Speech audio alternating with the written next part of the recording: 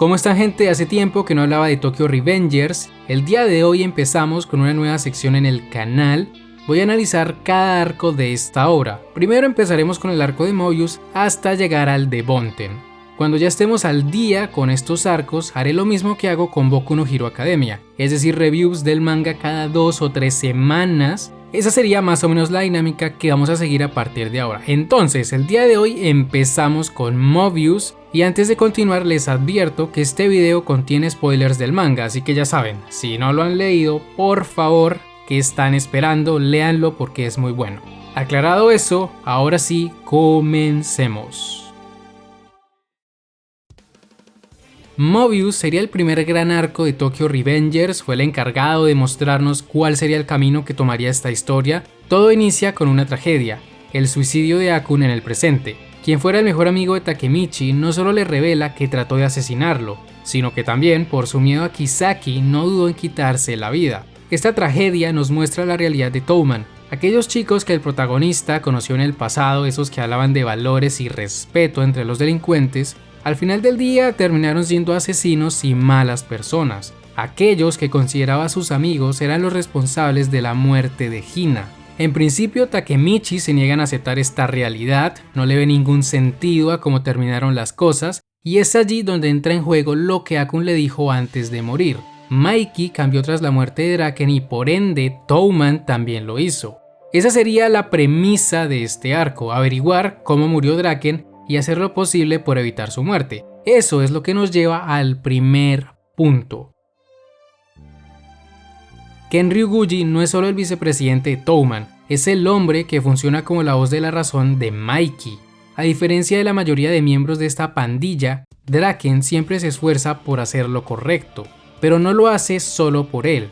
También se encarga de corregir a sus compañeros. Esa escena donde le pide a Mikey que se controle en el hospital es increíble, no solo porque de una u otra forma tienen cierta responsabilidad por lo que le pasó a la novia del amigo de Pa, sino porque le enseña que sus conflictos no deben causarle dolor a personas inocentes. Sus problemas deben ser resueltos por ellos mismos.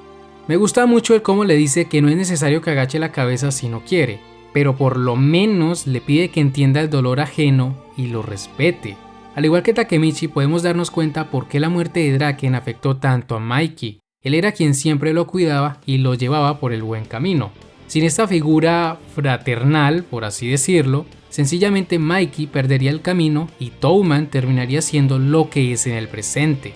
Esta situación es lo que nos lleva al segundo punto.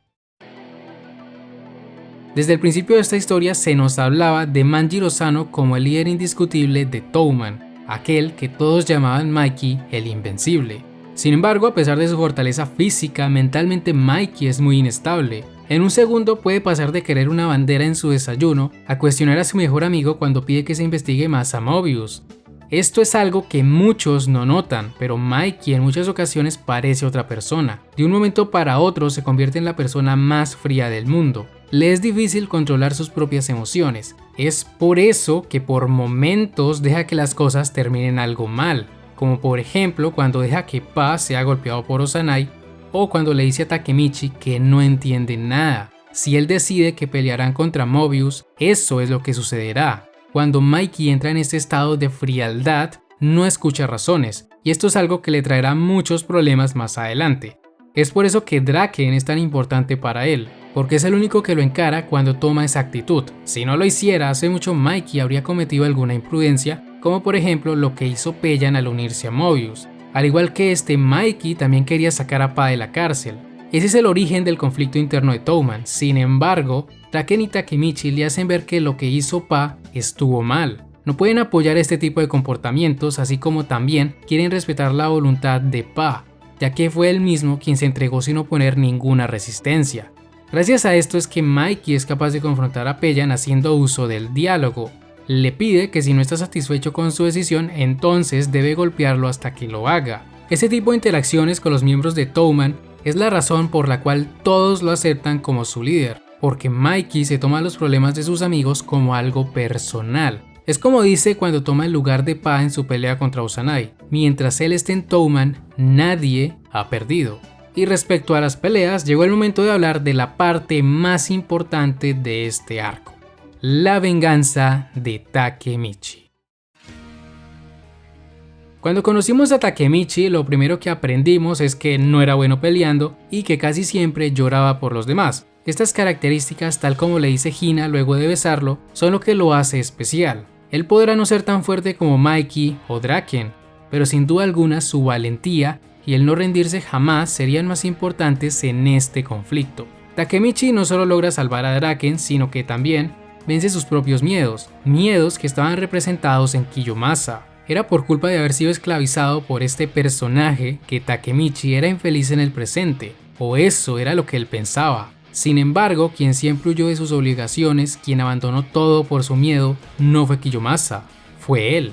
Entender eso es lo que le da el valor suficiente para enfrentarlo cara a cara. No importa si su rival juega sucio, no importa si le apuñala una mano, él no va a seguir teniendo miedo. Es gracias a esto que vemos uno de los mejores momentos del personaje, el cómo vence finalmente a Kiyomasa, completando de esta manera su venganza. Ya lo que ocurre después también es producto de su valentía, el cómo influyó en sus amigos para que estos también perdieran el miedo a luchar por lo que creen correcto. Eso sería todo por el lado de Takemichi en este conflicto. Sin embargo, había algo más detrás de todo esto. Allí es donde hablamos del último punto. El conflicto con Mobius inició por lo que le pasó al amigo de Pa. Luego esto escaló hasta una lucha interna dentro de Toman, lo que al final llevó a la pelea del 3 de agosto entre ambas bandas, Toman contra Mobius. Sin embargo, todo esto había sido planeado. Mobius solo era una distracción. El principal objetivo era eliminar al segundo al mando de Toman para así usurpar su lugar. Si bien en este arco no te lo dicen directamente, era obvio que Kisaki estaba detrás de todo. Tras la muerte de Draken, fue él quien tomó el mando de Toman aprovechándose de la fragilidad mental de Mikey. Takemichi regresa al presente creyendo que todo había terminado, pero solo era el principio. Si no detienes a la mente maestra detrás del conflicto, sencillamente todo volverá a terminar mal. Precisamente eso es lo que nos deja en claro Hanma.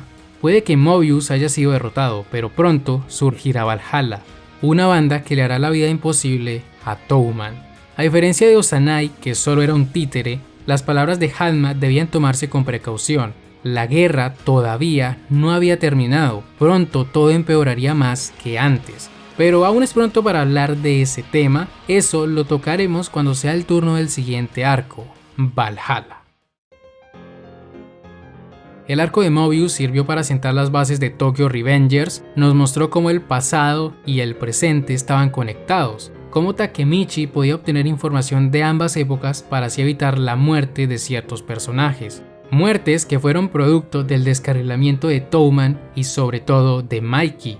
Entendemos por qué Manjiro tiene tanta influencia en el futuro. Su carisma y su forma de hablar hacen que nadie dude del por qué es el líder de Toman. Si bien en ocasiones puede actuar de manera irracional y fría, la verdad es que cuando está consciente de lo que hace, es un verdadero líder. La manera en que convence a Payan de regresar o el cómo tranquiliza a todos cuando Draken está en el hospital es admirable. Mikey entiende que como líder no puede mostrar su debilidad frente a los demás. Es por eso que es muy significativo el verlo llorar en soledad, porque allí demuestra que fuera de las apariencias, en verdad estaba muy asustado por lo que pudiera pasarle a su amigo. Eso sería por el lado de Mikey. Ya fuera del desarrollo de personajes, debo decir que en el anime todo esto se adaptó de la mejor manera. Ciertamente es grato cuando no se salta nada. Es más, en esta adaptación se corrigen y agregan cosas. ¿Por qué digo que se corrigen? Bueno, pues porque desde el principio se incluye a todos los miembros de Toman. Esas escenas donde se ve en el fondo a Chifuyu, Hakai, Angry, Sansu, entre otros, no están en el manga. De hecho, si mal no recuerdo, a Hakai lo vine a conocer en el manga hasta el arco de Black Dragons. Cuando lo vi en ese momento no pude evitar pensar, ¿y este quién es? ¿De dónde salió? En ese sentido debo decir que el anime lo hizo muy bien, ya que fue una decisión correcta mostrarlos desde el principio para que así sea más orgánica su inclusión en los arcos posteriores. Asimismo, como dije antes, el anime también agrega cosas, por ejemplo, las peleas de los capitanes y vicecapitanes contra Mobius, eso tampoco estaba en el manga, simplemente nos mostraban el conflicto de estos personajes en 2 o 3 paneles, pero nada extendido, cosa que sí hace su adaptación animada.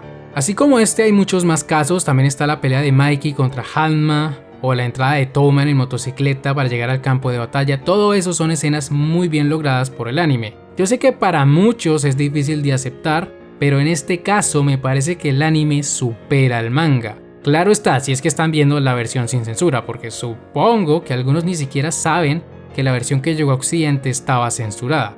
Pero bueno, ese no es el tema de hoy. Ya hablé de eso en mi review de Tokyo Revengers, no vale la pena repetir lo mismo en este video. A lo que quiero llegar con este análisis es que Mobius es solo el principio. Lo que sucede en los siguientes arcos es muchísimo mejor y les va a reventar la cabeza. Además, conocerán al mejor protagonista, Takegot Hanagaki.